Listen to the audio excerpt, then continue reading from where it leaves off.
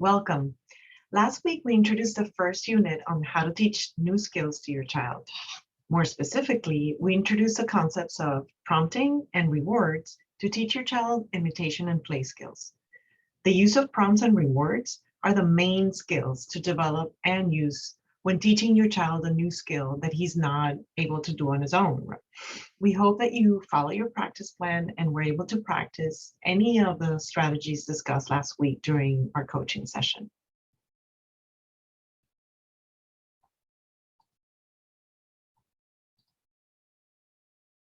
This unit is going to focus on using prompts and rewards to help your child communicate and understand what it's been said.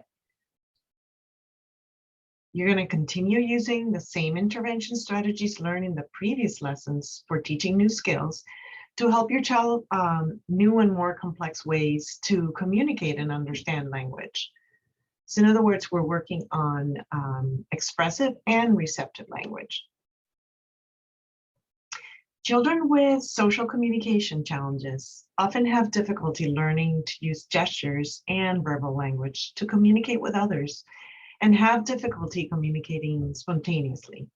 You can use prompts and rewards to teach your child to use more complex communication skills. You can teach your child to use new gestures or verbal language and to use these skills together.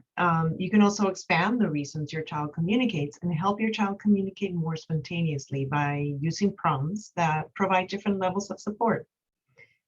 This strategy is most helpful when your child is highly motivated by the activity and when your child needs to learn a new skill, such as how to indicate that he or she wants something or how to say no instead of hitting, for example. It works best when you have the ability to control the materials because you're going to need to hold back the reward until your child responds to your prompt. Let's look at how to use prompts for using communication. When you teach your child to use a new communication skill, you're going to always begin with focus on your child and adjust your communication and create opportunities, as you've learned in the first few sessions. And then you're going to wait for your child to communicate. Next, you're going to prompt your child to use a skill that is slightly more complex than his or her first communication. For example, if your child says up, you might prompt him to say, I want up. Once your child uses the more complex communication skill, you're going to reward him, for example, by picking him up, which is the reward. It's basically what he was requesting. Remember to prompt a more complex communication skill only about 1/3 of the time. To make sure that he doesn't get discouraged. The rest of the time, you're going to continue using or responding to your child's spontaneous communication. Now, let's talk about which types of prompts you can use to help your child use a more complex communication skill. These prompts are listed in the slide from least supportive to more supportive.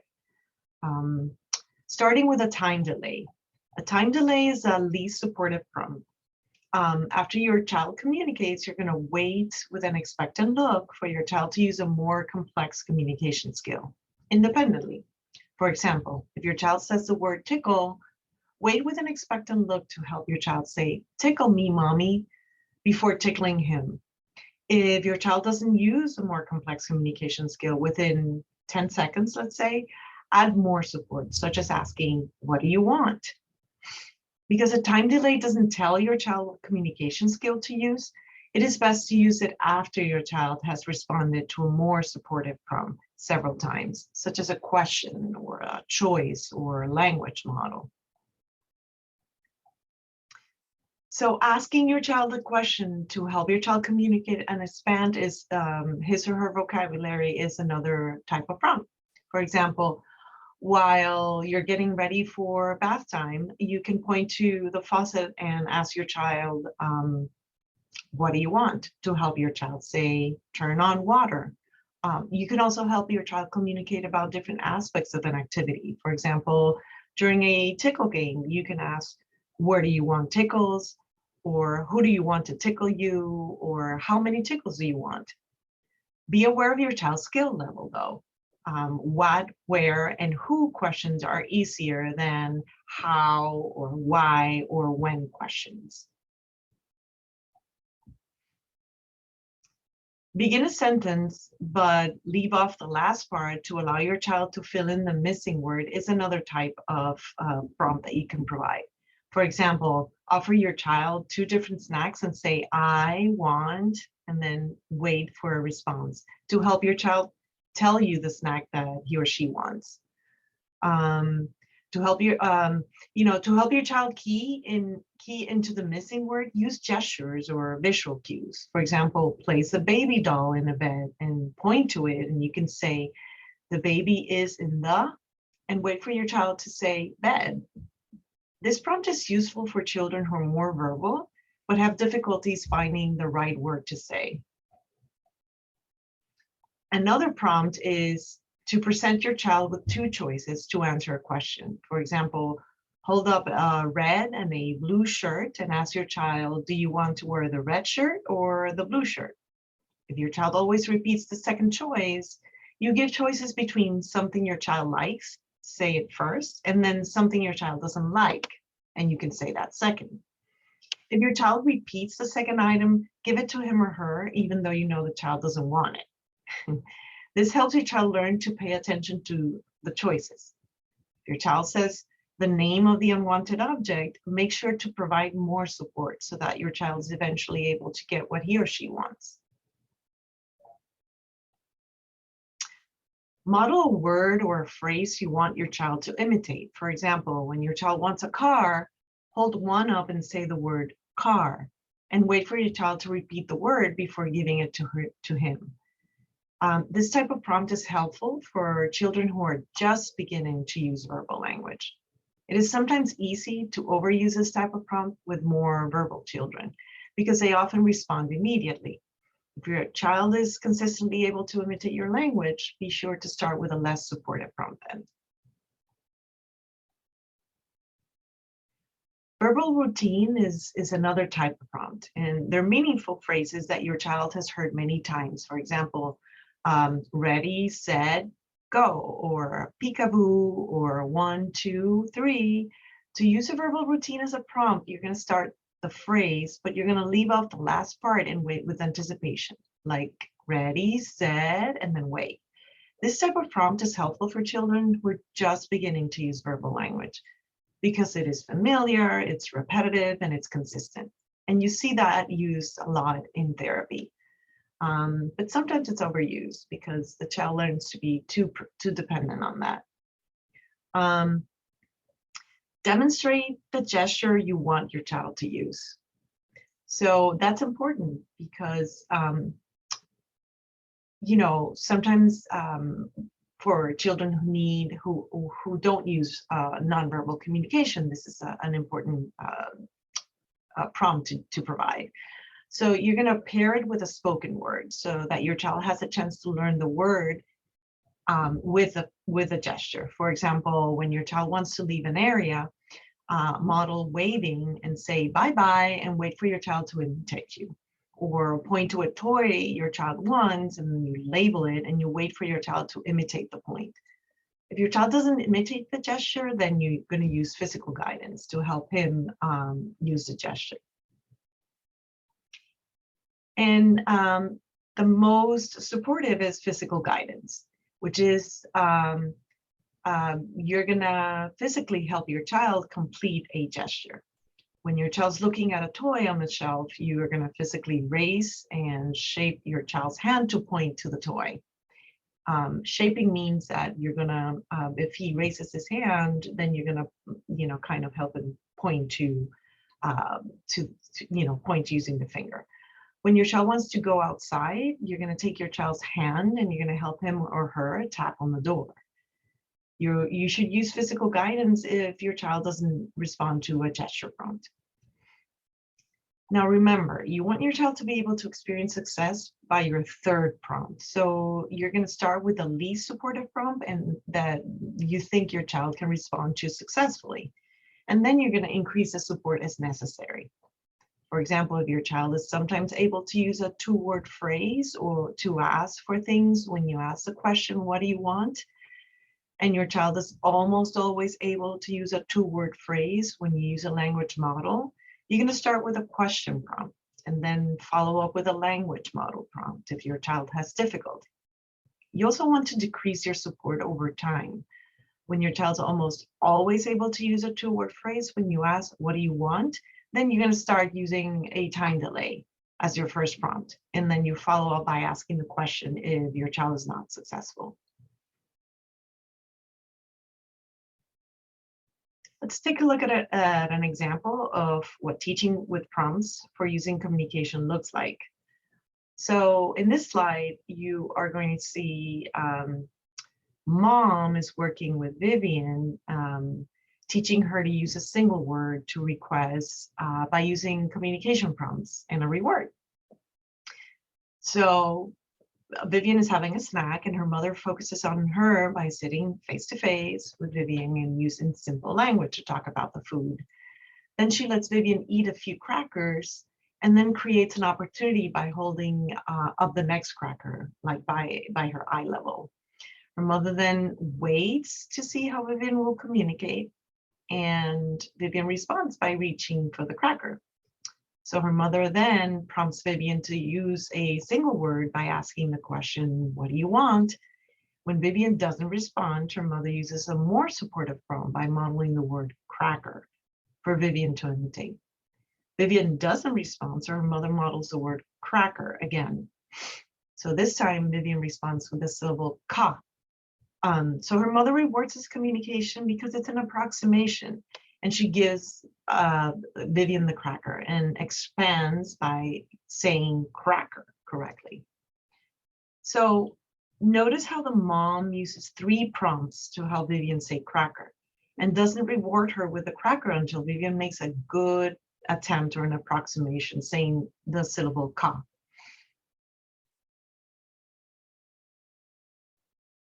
Now let's take a look at some video clips of parents using several prompts together to help her child use more complex communication. I want you to notice how they add more or less prompts to help the child respond in both situations. Mom is trying to see if the child is more spontaneous with her request. Here comes the tickle. Tickle, tickle, tickle, tickle. More tickle? I want tickle. Tickle! I want tickle! More tickle! I want tickle! More tickle! Do you want more tickle? You want more tickle? More tickle! More tickle!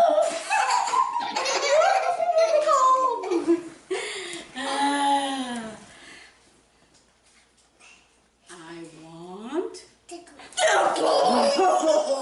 Tickle, tickle, tickle, tickle, tickle,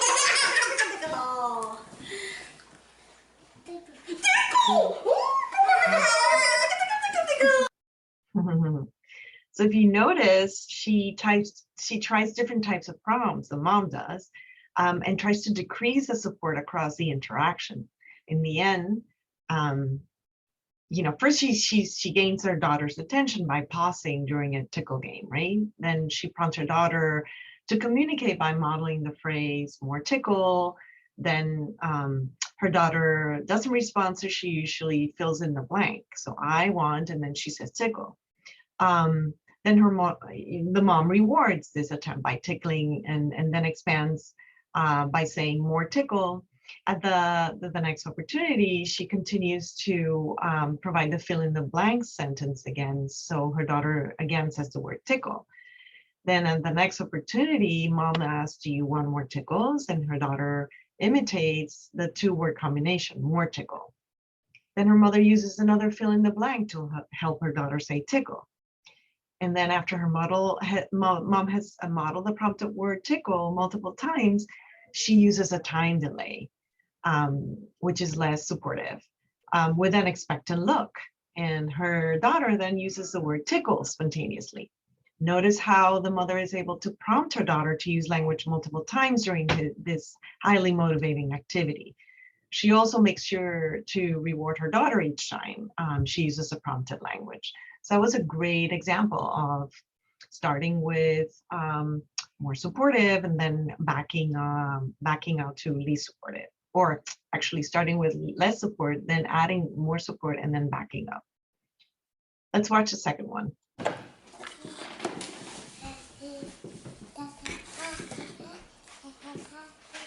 Do you want chia or honey? Honey. You want honey. Good job. Here is some honey. Good job. Yummy, yummy honey. Yum. So in this particular video, mom is using choice to help her daughter increase her complexity of communication skills during snack time. Her mother presents the two choices that her daughter needs her assistance to open, and then the daughter initiates by approaching the snacks. Then the mom holds the snacks and says, "Do you want chia or honey?" And the child says the word honey. And then mom rewards her by giving her the honey and expands the language. Here comes the tickle. Let's look at more examples with different children that require more or less prompting. So let's just click and watch the one on the left. Let's see what's in here. Let's see what's in here. Do we want to open? Do we want to open? How do we say open? Open. Open. Good job. What do we want? What do we want? Oh, we want something down further. Okay, so on this video, the mom models the gesture to show. She creates an opportunity by placing a ball that her son likes into a clear container that he cannot open. So it's inside but out of reach. And so the son initiates by touching the lid, and the mom models the gesture and says open. When he doesn't respond, she models the word open along with a gesture for him to imitate. In other words, tapping the lid. So he responds by using the gesture. So his mother rewards him by opening the lid or the jar and letting him choose the toy. So she's modeling the gesture and then the use of the word. She's trying to pair both. Let's take a look at the next one. More bubbles. More bubbles. Yes.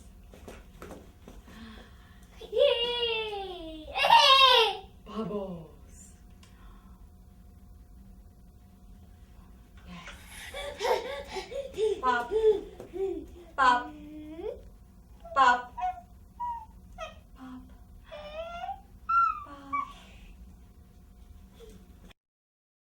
So in this video, the mom uses physical guidance to help her son increase the complexity of his communication skills. And this is during a bubble activity. So he obviously wants more bubble. And so to create an opportunity to communicate, she says, "You want more bubble." And obviously you can see that the son knows how to sign language more. Then he uses, then mom uses physical guidance to help her son point to the bubbles. So she rewards him with the use of, by his use of the sign language more, but also the pointing with physical guidance, and says more bubbles. More. And here's another one, and it's the last one of the clips, where the mother uses a verbal routine to help her son understand, and use language. So let's watch, and then we'll talk about it. Stop, train. Go, train. Here comes the police car. Woo, woo. He's gonna get you. Woo, woo. He's gonna tell you to stop. Stop, train. Yeah. Ready, set, go, choo-choo train. Bye-bye, police car. So she's using, again, familiar routine like ready, set, go. She joins in his play and uses playful obstruction to create an opportunity and to see if he communicates. Then he responds by imitating her word, which in this case is stop. She then uses a verbal routine to encourage him to use a word without a model by saying ready, set, and then he says stop. So she rewards him by moving the train.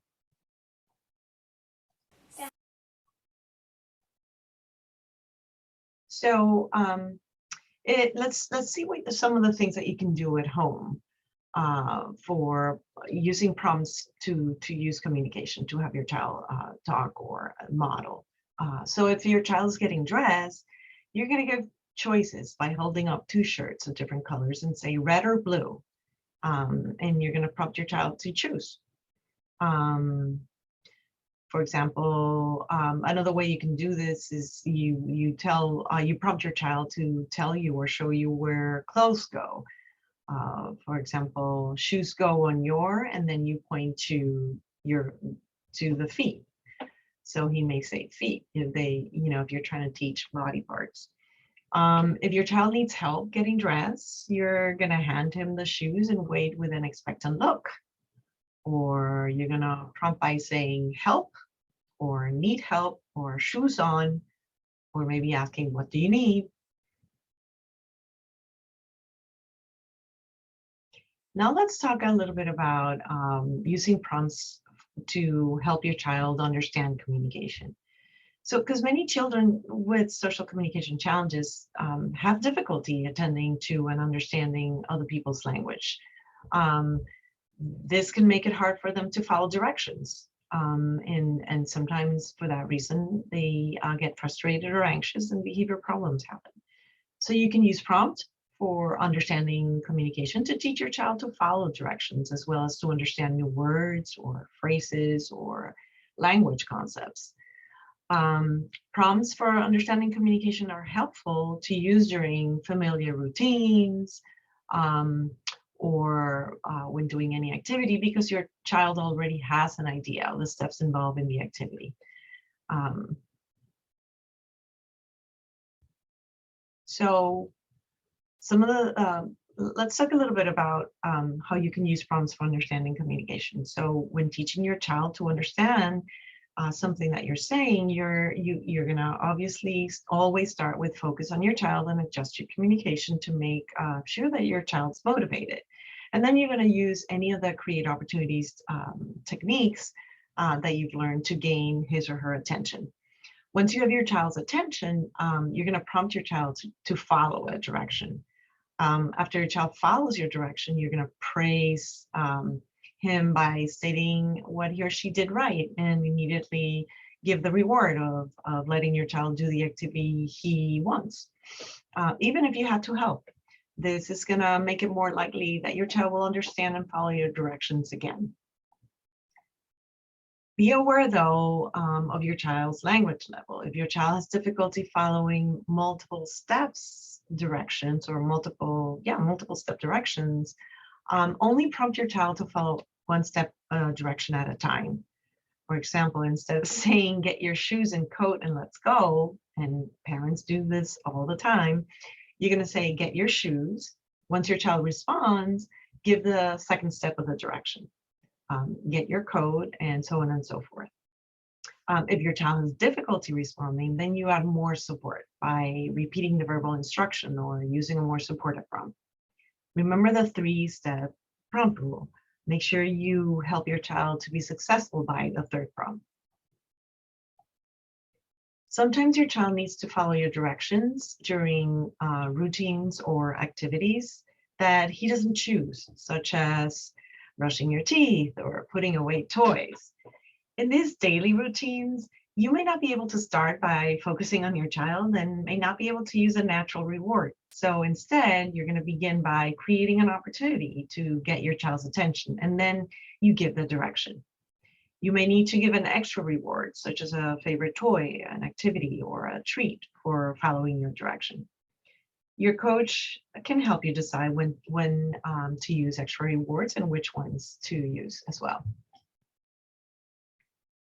So now let's talk about the types of prompts you can use as prompts for understanding communication. These are going to be listed on the slide from least to most supportive. So you're always going to start with a simple verbal instruction that tells your child exactly what to do. So more like a direct demand or command, right? So you're going to be sure that you don't ask a question when you mean to give an instruction, right? So instead of saying, "Can you bring me your shoes?" you're going to say, "Bring me your shoes" instead. The next level, which adds a little bit more support, is pairing a gesture with a verbal instruction. And this is going to help your child attend to the verbal instruction and provide a cue for how to respond. So if you point to or hold up an item and pantomime an action, that's an example. So if your child has difficulty understanding verbal language, start by pairing the verbal instruction with a gesture prompt. Modeling the action adds a little more support by showing your child what to do. This prompt is helpful for children who can imitate but have difficulty understanding verbal language. For example, if your child doesn't follow directions, like get your shoes after you give a verbal instruction and point to the shoes, model the action by walking over and getting the shoes and bringing them to your child. Then put them back and give the same verbal direct instruction to your child, get your shoes. And the last and most supportive prompt is physical guidance, which is probably going to be used if your child's not able to follow the direction when you show him or her what to do or you model it. So you're going to physically guide your child to respond to your direction. So for example, after the verbal instruction, get your shoes, you're going to take your child's hand and you're going to bring it to the shoes and help him or her pick them up.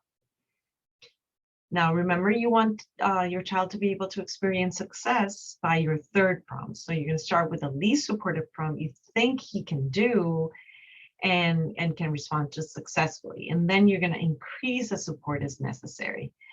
This is important to keep in mind because ideally what you want is for your child to be independent. A lot of people always start with the most intrusive prompt and they don't start with the least supports kind of to promote that independence.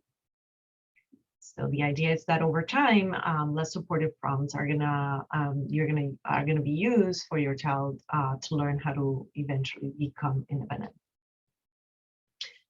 Okay, so let's see an example of what it looks like to teach your child to understand communication. So in this slide, you see James' dad is teaching him to understand and follow a give me direction during a familiar routine. So he focuses on him by joining him during breakfast and he gets face to face. He creates an opportunity by showing James the milk and he waits to get James' attention. After James look at his dad, which is a nonverbal way of saying, "I'm here, I'm ready," his dad gives a clear verbal instruction by saying, "Give me your cup," to help him follow a one-step direction. But James doesn't respond, so his dad repeats the direction and uses a gesture prompt by pointing to the cup. But James still doesn't respond, so dad then uses a physical guidance to help James pick up the cup and give it to him. His dad then rewards James by pouring the milk into the cup and handing it to him. So as you can see, these types of teaching opportunities are most likely to be successful or at least productive if your child is highly motivated to request a particular item. Now we're going to watch some video clips of parents using specific prompts for to help their child understand what they're talking about. I want you to watch how they use the prompts and to guide the child to a particular direction and how they reward the child's response. Let's look at the first one. Hey, Nathan, would you like some crackers? Come get your plate. Nathan, come get your plate. Open. Oops. Open. Open. Come here. Open. Get plate. Take it to the table. Set it down. Mom, get your spoon. You want to sit there? Okay. Usually sits over here. Okay. Crackers.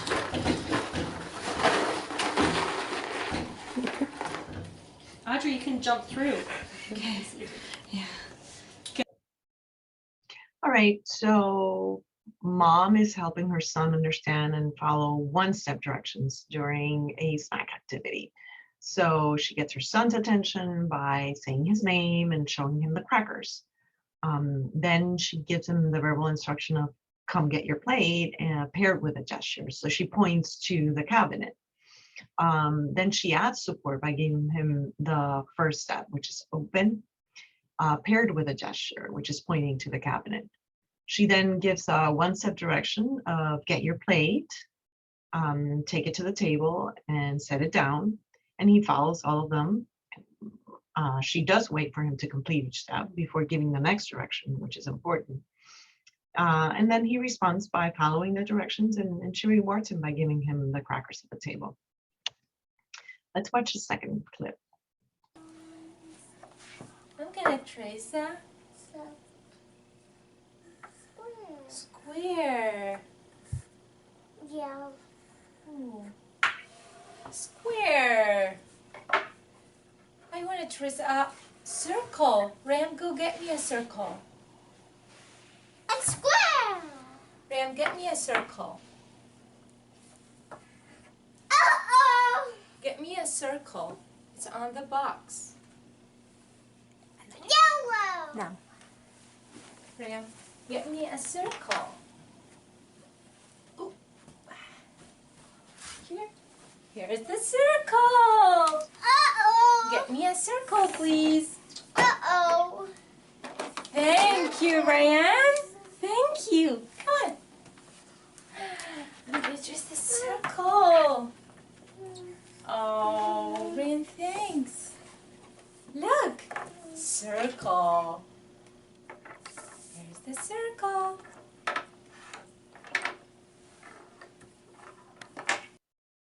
So in this clip, mom increases the supportive prompts to help her daughter follow a direction during a drawing activity. So she begins by, she's face-to-face, she's joining the daughter in the play and she's making comments. And then she gives the verbal instruction, go get me a circle. Then, you know, obviously the daughter has difficulty responding. So she repeats the instruction, then she adds a gesture prompt and by pointing to the circle, and then eventually does physical guidance. Hey, Nathan. So some of the things that you can do at home to use prompts to help your child understand what you're telling him or her. Let's say that your child is driving a car. Give him a figurine and tell him put in while pointing to the car, or be sure to return to following your child's lead once he has responded.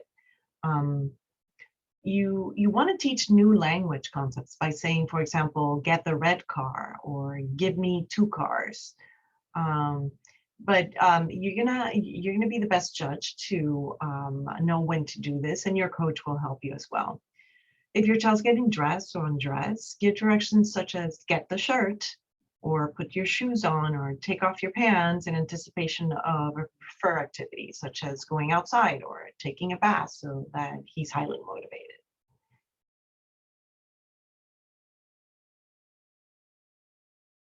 So I want each of you to think of 1 to 2 goals that you're going to target this week. They should be related to increasing your child's object imitation or gesture imitation during play, or to expand your child's play.